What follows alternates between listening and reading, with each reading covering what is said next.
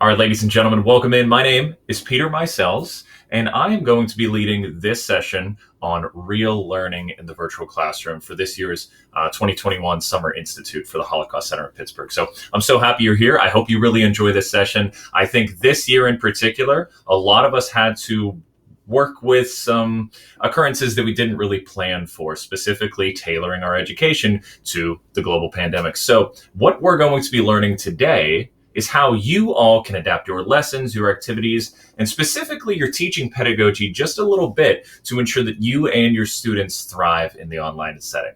So to go into a little bit more detail here, this session is going to be your crash course on how you can adapt the things that you already have created, the lessons, the activities that you've already designed that have shown to be effective for years, that your students have loved, and just tailor it for the online environment. I'm also going to show you a bunch of tips and tricks on things that you can add to your instructional repertoire to ensure that your class participates and to make sure that your students are engaged from the start of the bell until the end. So I hope you all will learn a lot. I'm going to share all of my information at the end of this, as well as a ton of resources that you all will have access to get you started, and also to be able to reach out to me if you have any more questions. So a little about myself. Once again, my name is Peter Mysels. I'm a high school social studies teacher at PA Distance Learning Charter School, which is an online charter school in Wexford, Pennsylvania. So we have a brick and mortar school that we have an entire team at from K to 12, but all of our students are all across Pennsylvania. And I teach 3 classes: History of the Holocaust, U.S. Government, and Honors Cultural and Literary Studies. I've been teaching at PA Distance since I graduated from Duquesne University 6 years ago. So they picked me up, and it was a little bit of an adjustment teaching in the online setting at first, because I don't know about all of you, but I didn't get the most education during my college years about the potential of teaching online. But I learned very quickly, and I learned that once you break down those preconceived notions and the barriers that you might have in your head about what is possible in the online setting, the sooner I was able to see that it's not that different.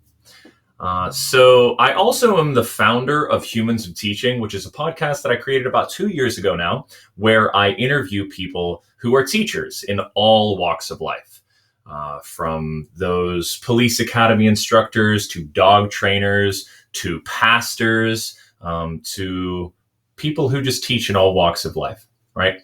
I find that I learn so much from teachers who teach not in my content area, to find out how other people are doing things in education, to learn from those who didn't get that traditional educational college experience.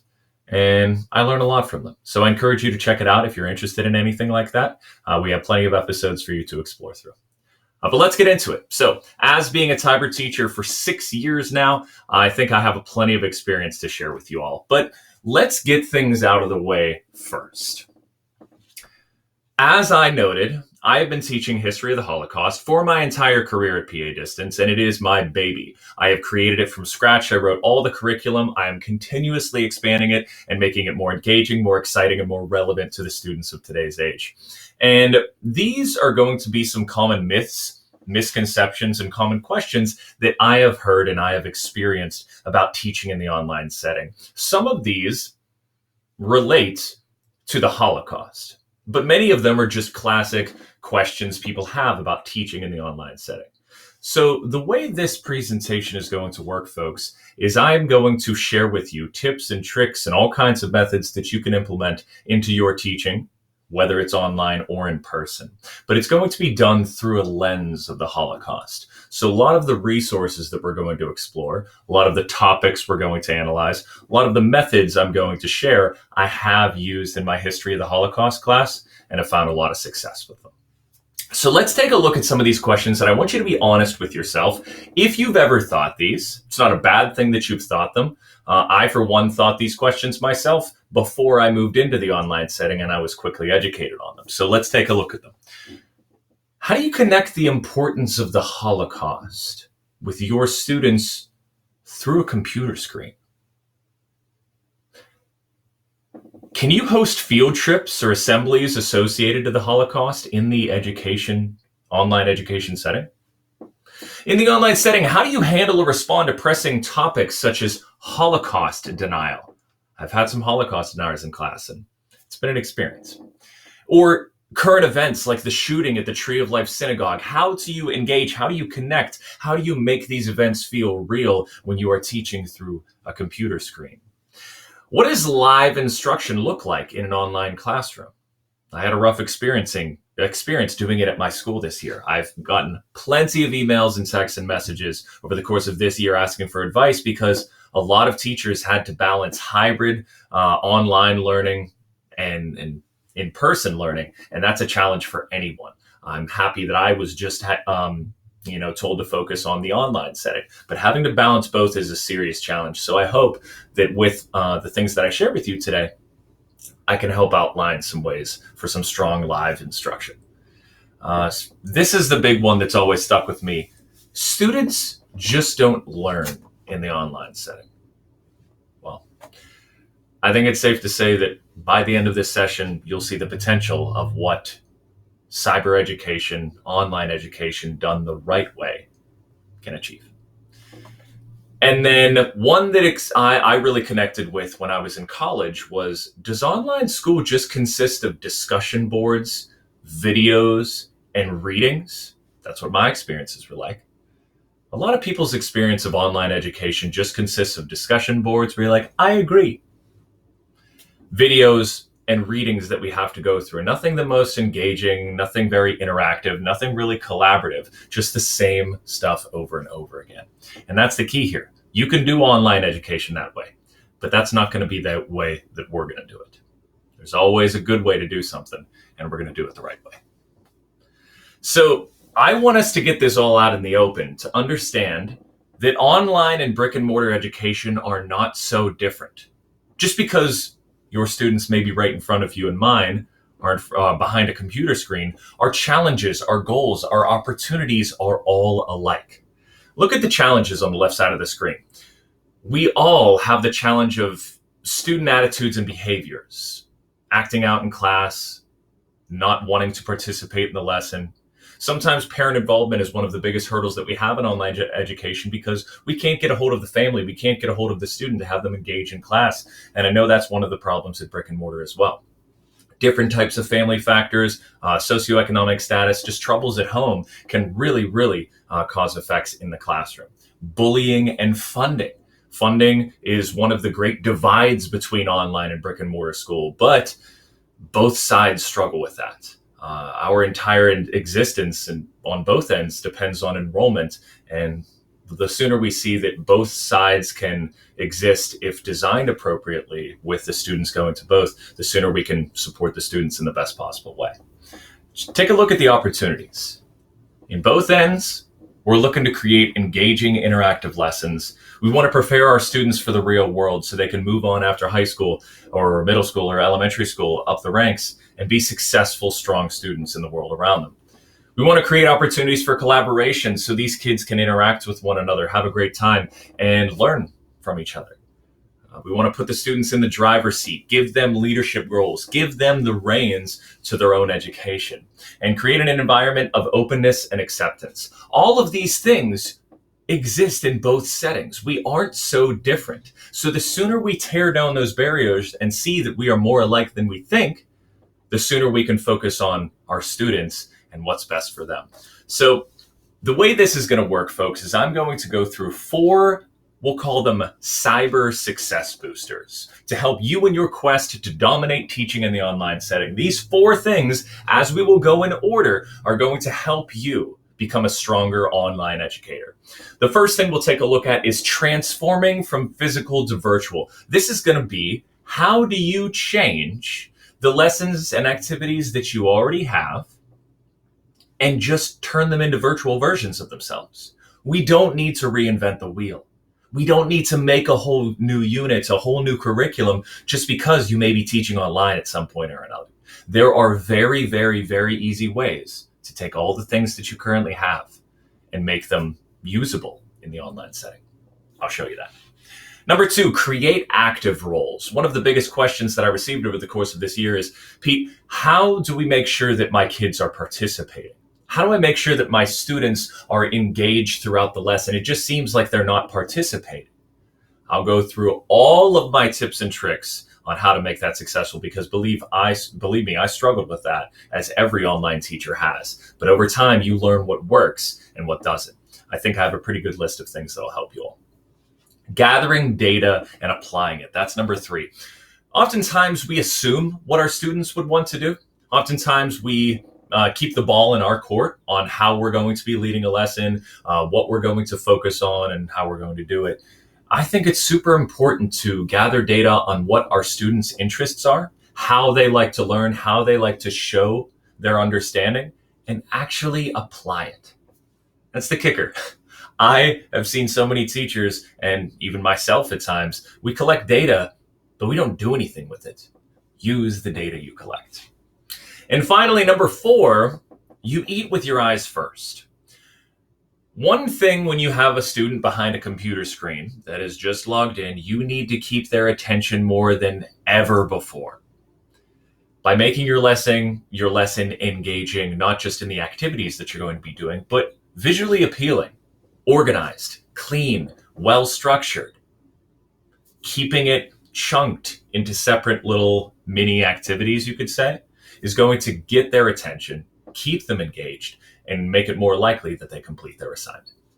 So those are the big 4, folks. We're going to take a look at them one by one. I'd love for you to follow along with me, and we'll check them out. All right, folks. Cyber Success Booster number 1.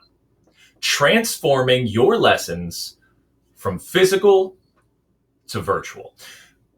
Have you thought this quote on the left side of the screen this past year or ever before? I've got all these PowerPoint presentations, Word documents, and paper tests and project outlines. How the heck am I going to use any of that now that I'm teaching virtually? Believe me, that's exactly what I thought when I started teaching online 6 years ago. I have all of these tools, all of these resources that I've created through years of teaching and student teaching and internships. What am I going to do with them? I worked so hard on these. Do I just have to put them all to the side? And the answer is no. Many schools have been moving into the world of Google Apps for Education. I'm sure many of you are familiar with Google Classroom, Google Docs, Google Slides, Google Forms, Google Contacts, right? A lot of schools incorporate these. Even if your school doesn't have a school account, you can still utilize them. Because the best part is that Google has created a counterpart for all of these Microsoft things we're used to. PowerPoint, Word documents. You can see here that there is a direct connector, a counterpart for each one of those. Anything that you have created that's a Word document, whether it's a quiz, whether it's a test, whether it's an assignment, an activity, a speech to analyze, a primary source to take a look at, a collection of photographs, all of those can be turned into a Google form or a Google Doc. With ease, take the one thing that you have and just transfer it over. Type everything over, and now it will be in an online source that you can share with your entire class just with a link. You can grade tests in a much faster way by having all of them organized online. It's kind of moving into the future, but it's a very easy way to transfer anything over. Any of your basic things that you would have on a classic piece of paper that you would pass out, your worksheets, your notes, guided notes, anything like that, you could turn into a Google Doc or a Google form and give to your students. All of your presentations, for instance, this presentation that I'm giving right now was created in Google Slides. You can also share that with all of your students so they get a link to it. Google Slides is the direct counterpart to PowerPoint. It's the same exact thing. It's easily accessible for students, especially if you have Google Apps for Education with your school. You can still be an amazing teacher in the online classroom. Just take your tried and true lessons. You know that there are lessons that you come in and you're like, I can't wait to teach this one. It has worked with my students for years and years and years. You can still use that. Just transfer them over to the tools that work in the online setting. Your docs, your forms, your slides. They're easily able to collaborate between students, and they're easily shareable with students as well. But here's the big thing. A lot of teachers have temptations. Let me go into a little more detail on that. I've had this question shared with me so many times that I guarantee it's going through your head right now. But Pete, what about Edpuzzle? What about Powtoon? What about Kahoots? What about Nearpod or Quizzes or Animoto or insert another online tool or program name here? We've all heard about these flashy, hip new technologies, tools, programs that all of the tech advisors are telling us to share and use in our classroom. But here's the deal. Here's the hard truth that I want to share with you all from someone with a lot of experience using all of these tools. Just because you use a hip new tool or program that's all the rage in education doesn't mean your lesson is going to be effective automatically. You're teaching online. Oh, I should be using Edpuzzle. I should be making a Nearpod. I should be using an Animoto video. Just because you use these things doesn't make your lesson effective. It's like putting lipstick on a pig, I always say. If your lesson isn't thoughtfully designed, engaging, or rigorous, no nifty tool is going to bring it back up. It's not going to save it. Think about it. When we were kids, and I know I might be a little younger than most, but when I was a kid, my teachers inspired me with a piece of paper, a pencil, and an overhead projector. That's all they needed to inspire me to be among the ranks of the next generation of educators. You don't need these fancy tools. All you need to do is use the lessons that you have created that you know are effective and transfer them over into docs, slides, and forms. That's the base. Because we've all seen that online tools can use up a lot of academic time. Getting students ready and logged in, oh my gosh, it is sometimes a nightmare. There's always that one student that's like, Mr. Mysels, I can't log in. And you're spending 10, 15, 20 minutes sometimes trying to log into a program, and you're wasting that precious academic time that you have with your students. So if you don't think that one of these tools, Edpuzzle, Powtoon, Kahoot, Nearpod, and so on, will make your lessons substantially better because you know you are using it with intent, you have a reason for it, I would stay away. At least until you master docs, slides, and forms. When you have mastered those three, then feel free to sprinkle in these as long as they are done with intent. Because no online tool or program will ever outweigh great teaching. You are what makes your lessons great. You are the architect. You are the ones that make the lessons. No technology or tool or program will ever take over you. So remember why you became a teacher. Remember what makes you great and transfer that over to your students. That's the key. So let me go over my top three tips and tricks to help you be successful in the online classroom, at least in this area, in this cyber success booster. Number one, start with the basics. Just like we said, master Google Docs, Google Slides, and Google Forms first. Folks, I have made so many different styled lessons, from cyber escape rooms to Socratic seminars to investigation activities to online games of dodgeball, all with docs, slides, and forms. It's the teacher that does it, not the tool. Remember that. You are better than the tool. Start with you. Once you're mastering this area, like we said, feel free to start implementing tools and programs you think would make your lessons even more effective, but only if they will be an asset. Make it purposeful. Here's the way to think about it. A good way of thinking with an online tool.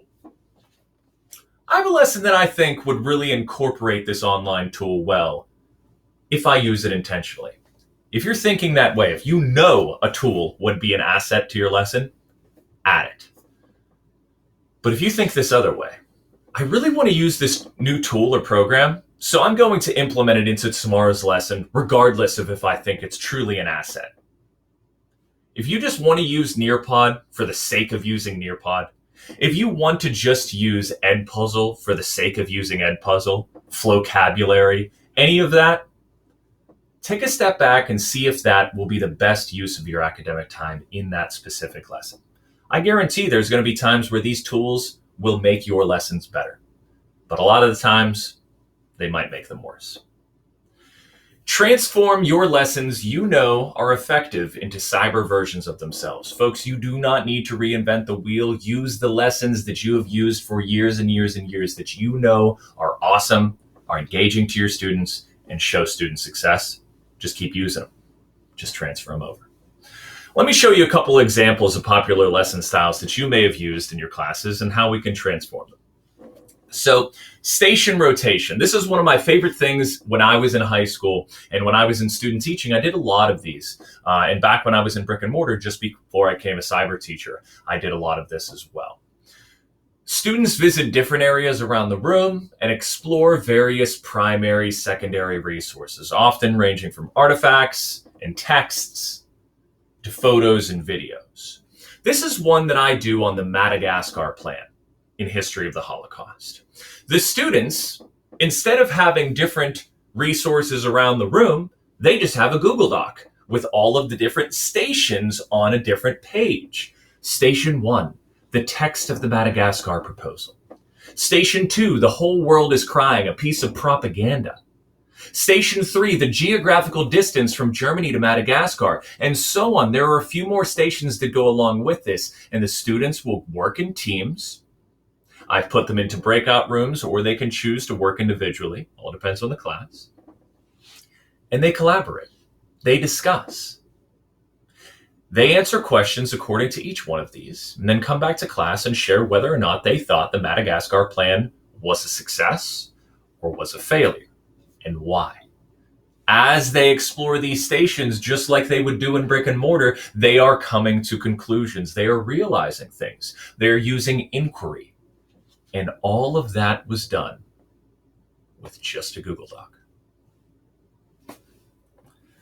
A Socratic seminar. Whoa, you mean you get your students to analyze text, to analyze video, to analyze resources, and then come back to class and share their findings and have discussions? If you start early and you make it a point, they'll impress you, I promise. Socratic seminars, for those of you who haven't used it before, this is where students analyze a series of resources, read a text, and then come back and share their findings. They can ask follow-up questions to their peers, and essentially they discuss their overall perspectives as a group in class. So this is one that I had on the different camps of the Holocaust: transit camps, concentration camps, work camps, extermination camps, and so on. You'll see that on the right side of the page here, I've listed all of the names. And this is the example I give to the kids to show them how it works. I list their names on that left side of the column. And they get a tally every single time they make one of these types of statements or questions. I put the discussion question on the top to get their brain juices going to start the conversation once they're done analyzing the resources, which is on a Google Doc. And all of this happens in live class. So they discuss, they point each other's out. You'll see that there's an I think statement, which is an opinion, I know, which is a fact, a hey blank statement, which is a direct call out to another student's point or asking them what they think. And then finally, an open-ended question.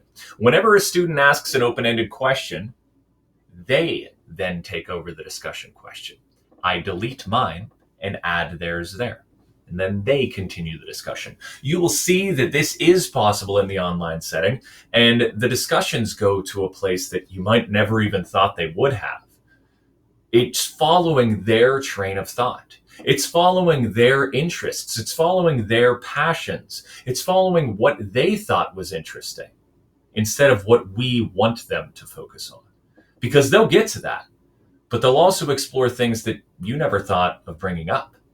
And that's the exciting part about these online Socratic seminars. So I encourage you to do this. I have plenty of resources that you'll get shared with that have plenty of examples of this. So to wrap up Cyber Booster number 1, transforming from physical to virtual. Take what you've already got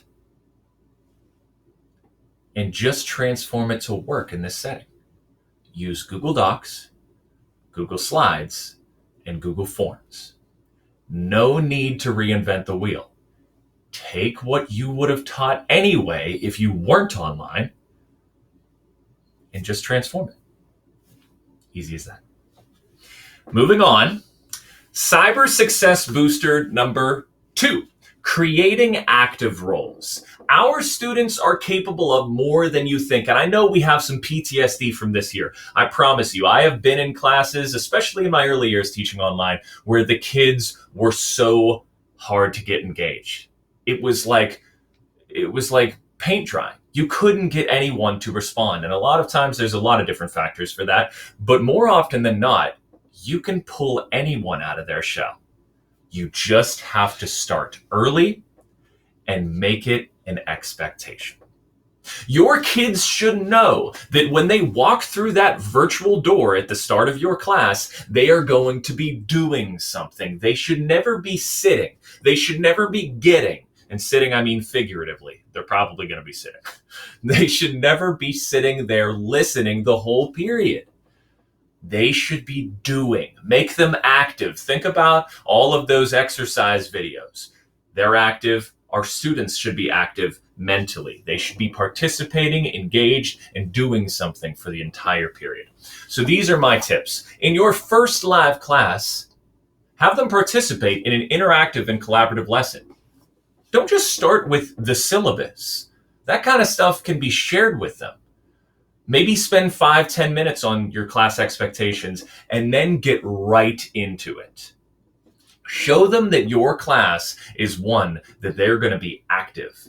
They might be a little standoffish at first, but they'll realize, hey, I'm doing something. I'm working with my classmates. I'm actually getting something out of this. And they'll be impressed. Make it a standard. Encourage microphone use. A lot of stories I heard this year was that students just wouldn't use their microphones. Students just wouldn't use their camera. And granted, I don't think camera use is that important at all. Sometimes students just roll out of bed and they really don't want to show themselves off, especially if they don't know the other classmates. But microphone use was pretty common, and it's all about setting the standard early. Encourage microphone use. Start from day one. Have a couple students volunteer that you're more comfortable, that you may already know, and that can inspire others to get on that train. Give them roles, set expectations, make sure that you have them participate in the intro of your lesson, in the main set, and in the closure. They should know that they have a job to do. Use them by name. Let's take a look at some lesson styles that might support this a little more than others. So just like we talked about, active roles means activating your students. Take a look at these to get your students doing instead of just getting. So Socratic seminars, I'm sure you could tell from our last part that those are a pretty good way to get your students actively involved in your class. They are analyzing a text, they are analyzing a video, photographs, any of those things.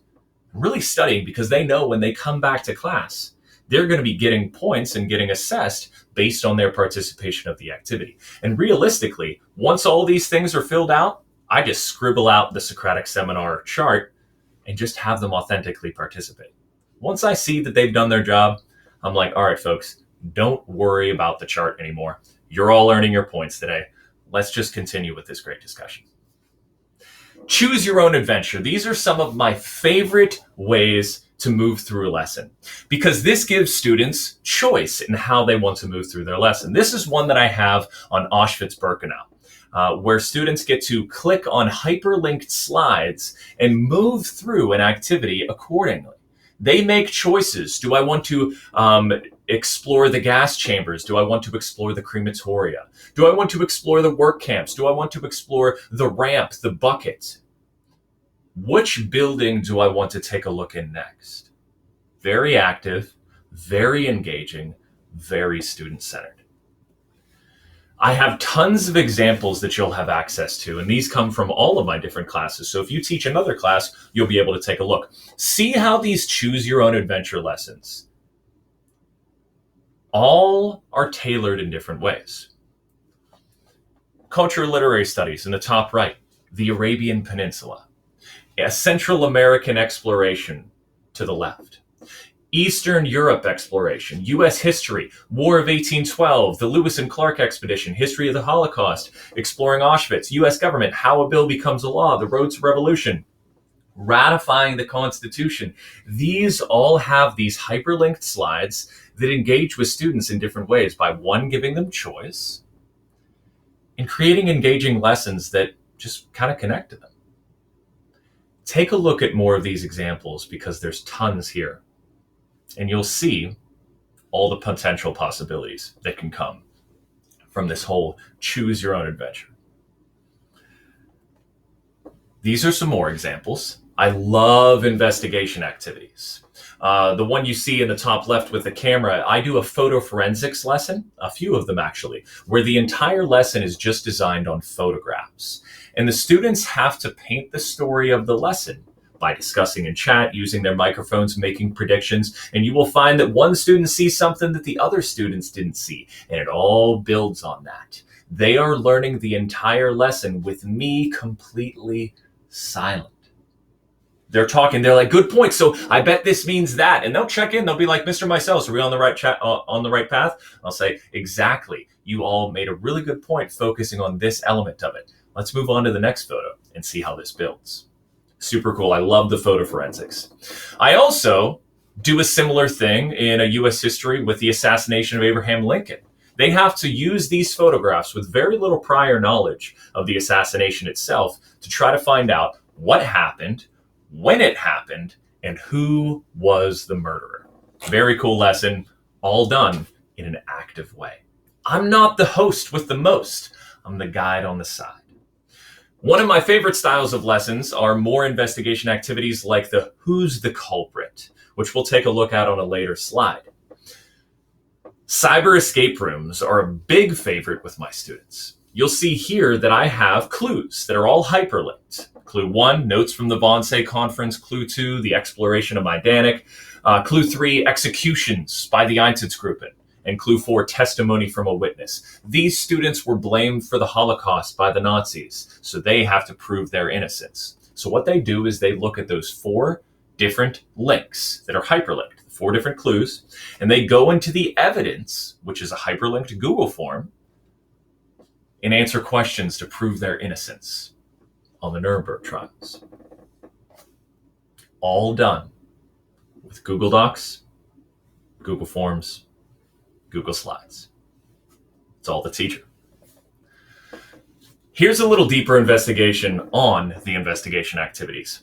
These incorporate students analyzing a series of resources such as text excerpts, photographs, videos, to determine the facts within a given scenario, to find out who the real culprit is. And I make this pretty fun, right? You can see that some familiar faces that students would know. Nicolas Cage, Justin Bieber, Kanye West, Grumpy Cat, the teacher themselves. They have to look through a series of materials to find out the missing link, to find out who was lying. And in this fun way, they're learning the material and have an active role. They're using analysis skills. They're using investigation skills. They're using inquiry. They're using collaboration, all behind a computer screen. Anything's possible. I encourage you all to continue taking a look at this with the shared resources that you'll get at the end of this presentation. Take a deep dive in a lot of this. I think you'll be pretty surprised at what you can pull off, and you're welcome to use anything. In another example, this is my guess who kind of game. If you remember from elementary school or daycare or anything like that back in the day, the guess who game where each player would have the tray with the faces on them, and they would say, does your person have brown hair? Nope. And then you would put down all the people with brown hair until you're left with one person. This is my kind of take on that for history of the Holocaust. I have the students are given a big slideshow of all of the different people put on the first trial, the major war criminals for the Nuremberg trials.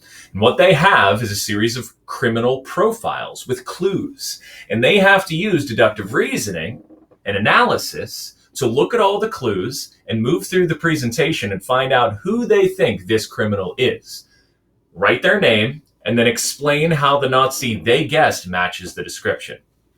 Once the team is all finished, they lock in their answers and share the doc back with me. And if they're successful, they win. Really fun way to go about the material. Keep it in mind, investigation is something that my students love, and they all told me when I surveyed them. So here's something that we should probably focus on for a little bit. Not the most active options out there. I briefly mentioned this at the beginning of the session here, but discussion boards, unless they are done with intent, unless they are done and you have a purposeful reason behind it, I probably would leave the discussion boards out of most of your lessons. I use none, if that gives you any insight. Think about your college years. No one agrees more than college students on discussion boards. Oh, yes, I agree, blah, blah, blah, blah, blah. The answers aren't authentic. They're just done to get the work done and turned in. You're better than the discussion board. You have more potential than the discussion board. You can do this. Discussion boards are fine, once again, if used with intent, but they aren't the most active choices out there. Here's another thing that is often overlooked. Lessons with nothing to submit. When you were in high school, when you were in college, if you had nothing to turn in at the end of the night, whether it was you were supposed to read a chapter for a book, but you didn't have any questions to answer, you didn't have a quiz to do, you didn't have any type of thing to work on, were you really going to read that chapter? If you were in college and you had an online course and you saw that you had this video to watch, this reading to do, but you had nothing to turn in, were you really going to watch that video and do that reading? And if we were paying money for that college course, you better believe that our kids are not going to do the work if there is nothing to submit. Make sure that every one of your lessons has something to submit, whether it's a couple Google form questions, 2 questions, 3 questions, 1 primary source analysis, 1 short answer question, 1 Google slide presentation where they explore through and answer questions along the way. They must have something to do, because if they see there's nothing to turn in to get points for, 9 times out of 10, they're not going to do it. It's just the world we live in. Okay? So keep those 2 things in mind. Discussion boards, not the most active, and lessons with nothing to submit, you're not going to get much activeness out of your students if there's nothing to submit. All right, that was number 2, creating active rules. You'll be amazed at the results when you start giving your students more and more of the reins in class. If your students aren't participating, if your students aren't responding to your questions, if they're not turning in any assignments, maybe it's time to give them more of the reins. Maybe it's time to start this school year off by giving them active roles in the class. You'd be surprised at what they can do. Moving on to number 3, as mentioned a little previously, gathering data and applying it. I'm going to read you 3 questions. Consider them. I love the topic blank. The Holocaust, U.S. government, British literature, functions, Spanish, art history, anything. I love the topic blank. I'm going to make sure that I spend a good amount of time diving deep into that throughout this unit. Second question. I know kids nowadays really like blank. Fortnite, Call of Duty, anime. I should really build a lesson around that theme. Question 3. I'm good at blank styles of lessons. Lecture, Socratic seminar. So I'm going to build ones like it or similar to it most of the time. Do any of those hold true? Do any of those ring out for you? Do any of them sound similar? Instead of hoping that your lessons jive well with your students. Oh, I really love teaching about the Holocaust. Well, of course I'm teaching about the Holocaust. I really love teaching about the Wannsee Conference. I really hope my kids will like learning about it. Oh, my kids are always talking about Roblox, Minecraft. Maybe I should make a lesson around Minecraft. I'm really good at lessons that involve cyber escape rooms. I'm going to make a bunch of those. Instead of hoping that your lessons jive well with your students, why don't you ask them yourself? Building a learning styles and preferences survey. Things to potentially survey your students on day 1. Build one of these learning style preferences survey using these questions just as examples. When you are asked to read something, what best describes your approach? If given the choice, I would most likely want to demonstrate my understanding by... Check any of the lesson activities below that sound like they would be fun to do in live class. Which of these topics sounds most interesting to you? When you gather this data, you're going to get real information, real feedback on what your students like to do, how they like to learn, what they would like to learn about, and how they want to go about doing it. You're not guessing anymore. Your students are going to turn in more work. They're going to enjoy your class more because they are doing things in the way they want to do them, in the way that they specialize. They're going to enjoy your class more because you are teaching them in a way that they find most engaging and most interesting.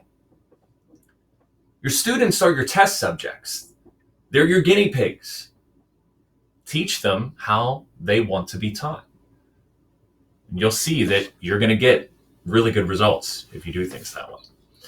So here's a little look at a learning style and preference survey that I use at the very beginning of the year in my classes. Take a look at it. And as you review, consider these thoughts. How could you adapt this in your class or role at the school? And how else could you use surveys to help improve your classes? When you are asked to read something, what best describes your approach? I read and review all the information provided by the teacher or in the lesson, and so on.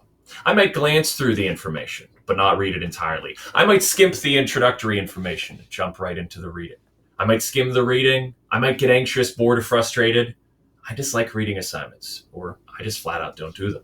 This is going to give you insights on why your students aren't doing work. Maybe they're challenged by a specific part of it. Maybe they have struggles with reading comprehension and they need guided notes to support them. Maybe the topics aren't that engaging. Maybe the lexile level is too high. Maybe they need a vocabulary sheet to go along with it to even dissect what they are reading. Maybe the vernacular is just not something they're familiar with. All of this helps you be a better teacher and them be better students. What is the best way to help you comprehend what you are reading and learning? Do you like visual presentations? Do you like audio components? Do you like interactiveness? Do you like collaborating with your peers? This learning style and preference survey continues by asking what type of things would be fun to do in live class. And there's like a list of 20 different styles of lessons. Whichever ones have the highest amount, maybe try implementing those in your classes more. Just an idea. Self-reflection surveys I am a big fan of because your feedback is great, but their feedback is even better. When I do Socratic seminar activities, whenever I do any type of article analysis, I always like to have the students reflect on their performance in these big class discussion activities. I ask them what their thoughts on the style of the activity were. Give details. What did they like about the activity and how could we make it better? What is one thing that they thought they did really well? What is one thing that they think they could improve on? And you'd be surprised at how much they go into detail and how honest they are with themselves. Students are always a lot more honest with themselves individually and independently than they are in a group. And they oftentimes listen to it more compared to when the teacher gives this feedback.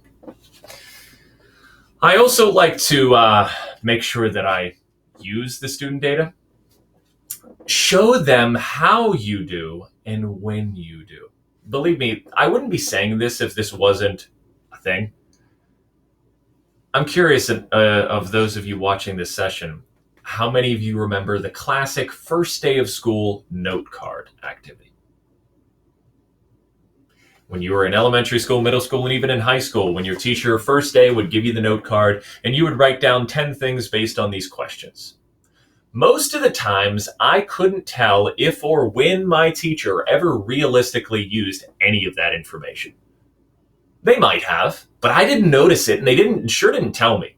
So if you're collecting student data, use it. Don't just have them fill out these surveys and never touch the information.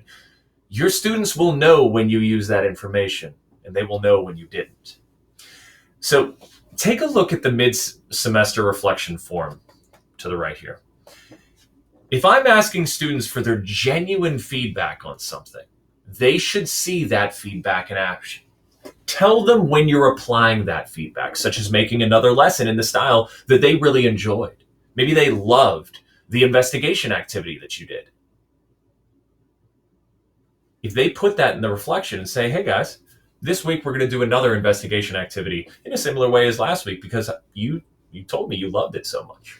They'll be like, wow, one, I'm going to enjoy class today, and two, my teacher actually cares about what I have to say, about what my thoughts are. Maybe they want to increase group collaboration activities. Maybe they want to discuss a bonus topic about the subject that they're really interested in. If they see that you made an extra day in your unit schedule to talk about that, they're going to feel really cared for. I think that's something that we can all do a little more of in our classes. So that's gathering data. That's applying it. All of those different feedback forms, surveys are great, but make sure you allow them to see it in action. Give your students the chance to share input on how the lessons are going, on how they are growing, and show them how and what you are doing to help shape the classes based on their feedback. Okay. You've noticed that every single one of these tips are bringing the meter a little more forward. Hope you noticed that. With each one of these tips and tricks, I hope that it's going to make you a better cyber educator as well. So with 3 down, we have 1 to go. Cyber success booster number 4, you eat with your eyes first. I'm sure a lot of us have heard this phrase before. We've all seen a photo of a dish on Instagram, on Facebook, on maybe a menu for a restaurant, and you start salivating at the sheer sight of it. You eat with your eyes first, and it's something that I oftentimes catch myself saying when I'm making lessons and not just in the kitchen. If your students are engaged with what they see in the lesson, they are more likely to dive into it. If they open up an asynchronous lesson in your LMS, if you're teaching online, if they walk into your brick and mortar classroom and they see a plain white piece of paper, if in the LMS they see small font, long paragraphs, nothing really engaging, it's going to be hard to hold their attention. This means sprucing up both your live lessons and your asynchronous lessons if you're in the online setting. If you're in the brick and mortar setting, this is going to help you as well. Students, just like we do, eat with their eyes first. Let's take a look at 3 different dishes, we're going to call them, or aspects of lessons, and see if we can tidy them up. I'm going to need your help on this. So dish number 1 is assignment directions. Folks, I want you to take a look at this direction sheet for a homework. This is a 1-day homework assignment from a 7th grade science class somewhere in the world. 3 questions. What problems do you see? How would your students feel upon opening a lesson and seeing this for homework? And do you think it engages them to be excited or interested in the activity? I want you to pause this video now and take a minute to read this over. So now that you've had some time to look at these assignment directions, what could we do to spruce this dish up? What problems did you notice? Could it have been that the directions are way too detailed? They're overwhelming.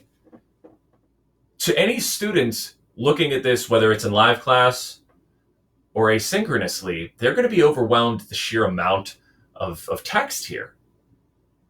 Talking about the percentage of the grade, the due dates, all of the objectives, the sources to use, notes on plagiarism, notes on summarization. This is stuff that could be explained in class and doesn't necessarily need to be written on this assignment.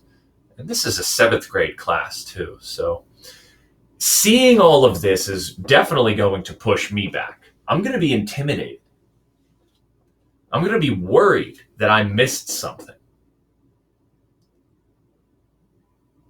There may be more things that you noticed as well. Keep those things in mind. We eat with our eyes first. A dish can push us away by how it looks, or a dish can bring us in. Make the lessons and activities that bring your students in. Dish number 2, a presentation. Take a look at this presentation template for a potential live lesson. In my History of the Holocaust class, we used the book The Sunflower by Simon Wiesenthal. An amazing book. I highly recommend it. Split into 2 different parts. Part 1 is about 90-ish pages that talks about a Holocaust survivor's experience in the camps being brought to the bedside of a dying Nazi officer who asks for Simon's forgiveness. There's a lot of faith and forgiveness questions that are brought up in this, and it really engages the students to consider that within their own lives. And then the second half of the book is the main author, Simon, asking all kinds of amazing, important intellectual people in the world what they would have done in his shoes. We propose that to the kids as well. Now that sounds all exciting, but does this presentation evoke that? Take a look at the presentation. What problems do you see? How would your students feel upon coming into live class and seeing this? And do you think it engages them? Same thing. Take a minute, read through this, and then we'll come back together. So now that you had some time to take a look at the presentation, what did you notice? Could it have been that the presentation itself wasn't engaging, didn't have any type of background? Maybe it suggests that the teacher was just going to narrate the entire book, the entire period, very lecture style. Doesn't seem the most engaging. Maybe it's that there's just too much text on one single slide. Maybe it's that there's no questions to prompt the students with. Maybe it just seems like the students are being told a lot of information, but not being active. Once again, you may have found things that I didn't, but it's important. Students eat with their eyes first. So make sure that every aspect of your lesson, not just the directions, but the presentation as well, are all engaging to them. And finally, if you found yourself using an LMS tool, you may have taught asynchronous lessons, lessons where your students were completing them individually. You very well may find yourself teaching in this fashion again. So take a look at this outline for an asynchronous lesson in our LMS program, Schoology. Same questions. Which problems do you see? How would your students feel upon coming and opening up this as their lesson? And do you think it engages them to be excited or interested in the day's work? Pause the video, take a look, and we'll come back together.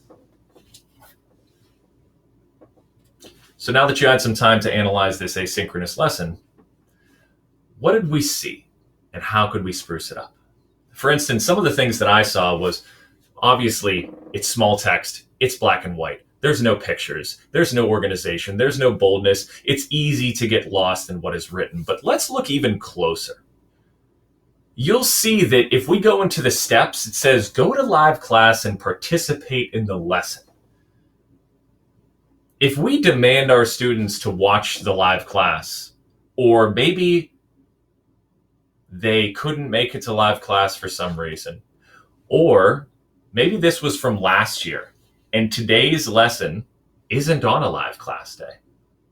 Not sure if in your classes you teach live every single day, but we teach live on different days according to the class that we're teaching. So sometimes I will go in and check curriculum, and I'll see that teachers have a go to live class and participate in the lesson on a day that they don't even have live class for, because this is from last year. The summary here, always go back and review every lesson you make to make sure everything is perfect.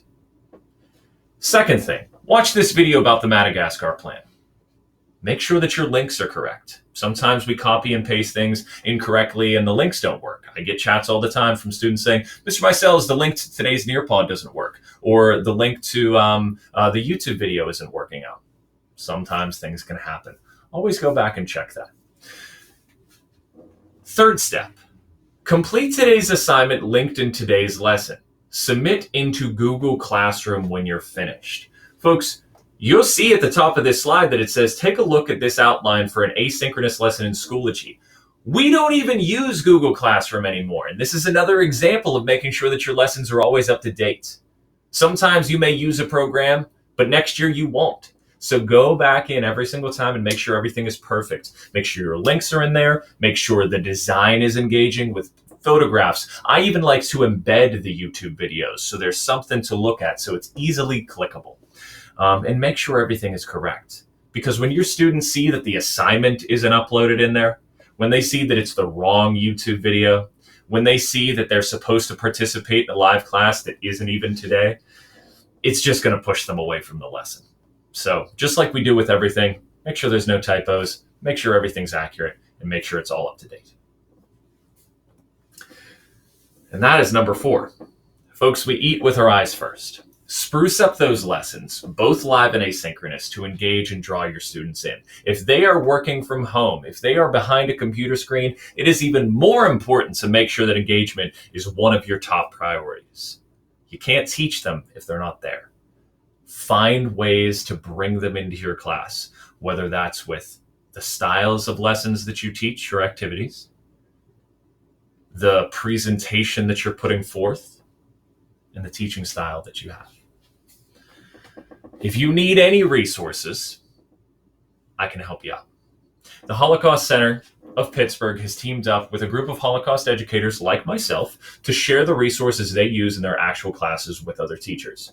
Many of the lessons and activities referenced in this session can be found in our shared folder in the Google Drive. I have uploaded at least 30 different assignments that I use in my History of the Holocaust class to get any new teacher or veteran teacher started into Holocaust education. You can also take a look at tons of the presentations that I have put forth, tons of the primary source analysis, those cyber escape rooms, those Socratic seminars, those investigation activities, those choose your own adventures. They're all in that shared folder. So I encourage you to reach out to myself or to Emily Bernstein at the Holocaust Center. She'll be able to take care of that, and I will be able to take care of that to share this with you. So in summary, first off, thank you all for being here. Thank you all for participating and just listening to the words I have to share. I'm a huge proponent of giving students the best opportunity to learn in their given way. Every student is different. But the longer we work together, cyber teachers and brick and mortar, I think the more we realize that we're not so different. We fight the same battles, we strive for the same goals, and we seek the same opportunities for our students. I want success for my students just as much as you do. Bring real learning to your virtual classroom. Tear down those preconceived notions you may already have, or you may have been told about what is possible in the online setting. Students don't learn in the online setting. Well, I hope we can change that. I know I've done my part, and I know I've seen the effects of it. PA Distance is doing amazing things to change that perspective of people. And I hope that all of you have a changed perspective as well. If you find yourself teaching virtually online, remember the 4 cyber success boosters we learned today. Transforming from physical to virtual, create active roles for your students, gather data and actually apply it, and make sure that your students are visually engaged with what you have. Make sure that you consider eating with your eyes first. If you do all these things, I'm confident that you will see great results in your teaching. But if you have any more questions, and if you need any more information, please reach out to me. My email address is at the bottom, peter.mysels@padistance.org. You can reach out to me anytime. I always check my email pretty much all the time. So thank you all again for being here. And I hope you have a great rest of the Summer Institute. Be sure to reach out if you need anything. Thank you.